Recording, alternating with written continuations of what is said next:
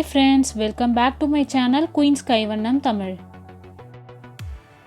இதுவரைக்கும் இந்த சேனலில் சமையல் வீடியோஸாக போட்டுட்டு இருந்தோம் இல்லையா, அந்த மாதிரி இல்லாமல் ஒரு டாபிக் வச்சு பண்ணலாம் அப்படின்ற மாதிரி யோசித்தோம். அதாவது டெய்லியுமே எங்கள் வீட்டில் டின்னருக்கு என்ன பண்ணுறோம், லஞ்சுக்கு என்ன பண்ணுறோம், பிரேக்ஃபாஸ்ட்டுக்கு என்ன பண்ணுறோம் அப்படின்ற மாதிரி காம்போவாக போடலாம் அப்படின்ற மாதிரி யோசித்தோம். இந்த மாதிரி காம்போவாக போடுறதுல இன்றைக்கி ஃபஸ்ட்டு என்ன பார்க்கலாம் அப்படின்னு பார்த்தீங்கன்னா, டுடே டின்னர் ரெசிபி எங்கள் வீட்டில் என்ன பண்ணியிருக்கோம் அப்படின்ற மாதிரி பார்க்கலாம். இன்றைக்கி நம்ம செய்ய போகிறது பூரியும் தக்காளி சட்னியும் பார்க்க போகிறோம்.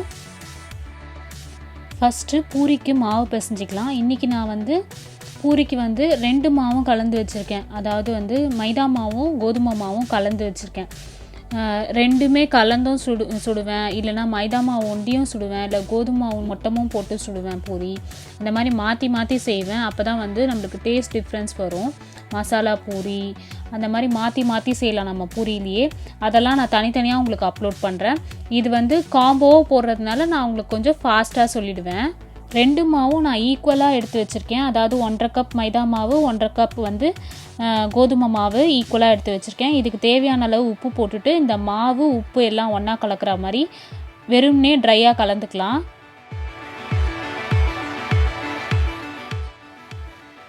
பூரி மாவு எப்பவுமே டைட்டாக தான் பிசையணும், அப்போ தான் எண்ணெய் குடிக்காமல் இருக்கும். கொஞ்சம் கொஞ்சமாக தண்ணி தெளித்து டைட்டாக பிசைஞ்சிக்கலாம் மாவை.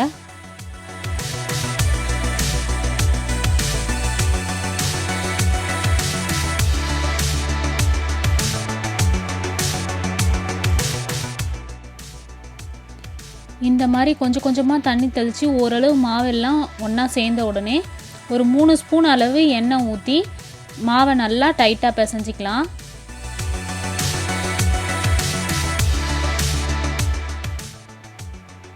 எண்ணெய் ஊற்றி பிசைஞ்ச உடனே இந்த மாதிரி மாவு நல்லா சாஃப்டாக பிசைஞ்சிருக்கணும். நம்ம இந்த அளவுக்கு வந்தோடனே மாவை மூடி வச்சிடலாம். சைட் டிஷ்க்கு தக்காளி சட்னி ரெடி பண்ணிக்கலாம். இப்போ தக்காளி சட்னி செய்யறதுக்கு ஒரு 4-5 பல்லு பூண்டு தோல் உரித்து வச்சுக்கலாம்.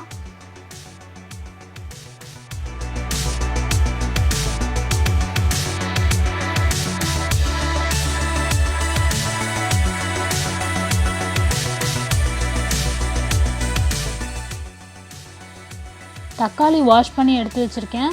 இந்த ரஃபாக சாப் பண்ணி மிக்ஸி ஜாரில் சேர்த்துக்கலாம். பூண்டு தக்காளி இது ரெண்டுத்தையும் போட்டு நல்லா அரைச்சிக்கலாம்.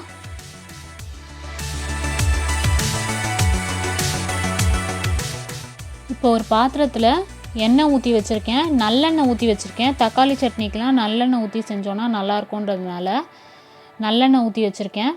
இதில் கொஞ்சமாக கடுகு போட்டு கடுகு நல்லா பொரியட்டும். பொரிஞ்ச உடனே பூண்டும் தக்காளியும் அரைச்சி வச்சுருக்கோம் இல்லையா, அதை ஊற்றி கலந்துக்கலாம். கருவேப்பிலை கொஞ்சமாக போட்டுக்கலாம். உப்பு தேவையான அளவு, மஞ்சத்தூள் ஒரு 1/4 ஸ்பூன், பெருங்காயத்தூள் கொஞ்சமாக, மிளகாய்த்தூளும் தனியாத்தூளும் உங்கள் காரத்துக்கு ஏற்ற மாதிரி போட்டுக்கோங்க. கலருக்காக கொஞ்சமாக காஷ்மீரி சில்லி பவுடர் போட்டிருக்கேன். உங்களுக்கு வேணும்னா நீங்கள் போட்டுக்கோங்க, இல்லைனா ஸ்கிப் பண்ணிக்கோங்க. எல்லா மசாலாவும் போட்டாச்சு. இதை ஒரு வாட்டி கலந்து விட்டுட்டு தேவையான அளவு கொஞ்சமாக தண்ணி ஊற்றி மூடி வச்சு கொதிக்க விடலாம்.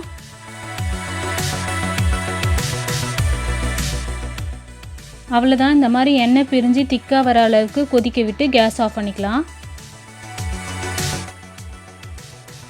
பிசைஞ்சு வச்சுருக்க மாவுலேருந்து கொஞ்சமாக எடுத்து திருப்பி ஒரு வாட்டி பிசைஞ்சிட்டு சின்ன சின்னதாக ரோல் பண்ணி வச்சுக்கலாம். இதை மாதிரி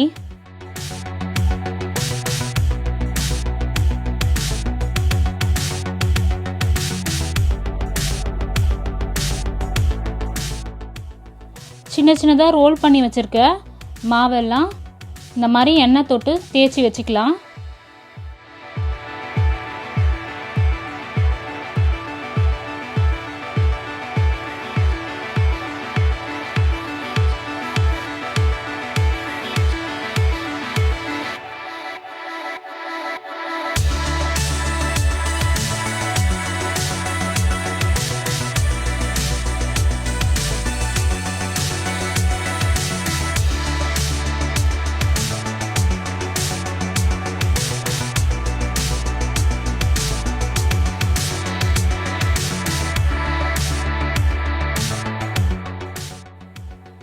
ஒரு கடாயில் எண்ணெய் ஊற்றி வச்சுருக்கேன். அது நல்லா காஞ்ச உடனே இந்த மாதிரி ஒரு பூரியாக போட்டு எடுத்துக்கலாம்.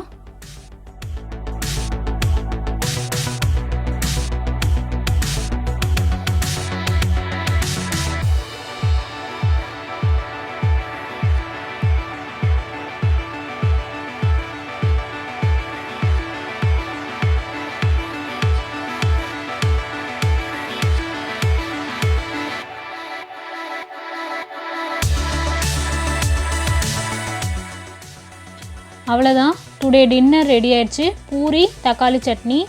இந்த வீடியோ உங்களுக்கு பிடிச்சிருக்குன்னு நினச்சிங்கன்னா ப்ளீஸ் லைக் பண்ணுங்கள், உங்கள் ஃப்ரெண்ட்ஸ் கூட ஷேர் பண்ணுங்கள். மறக்காமல் எங்கள் சேனலை சப்ஸ்கிரைப் பண்ணி வச்சுக்கோங்க. Thank you, bye bye.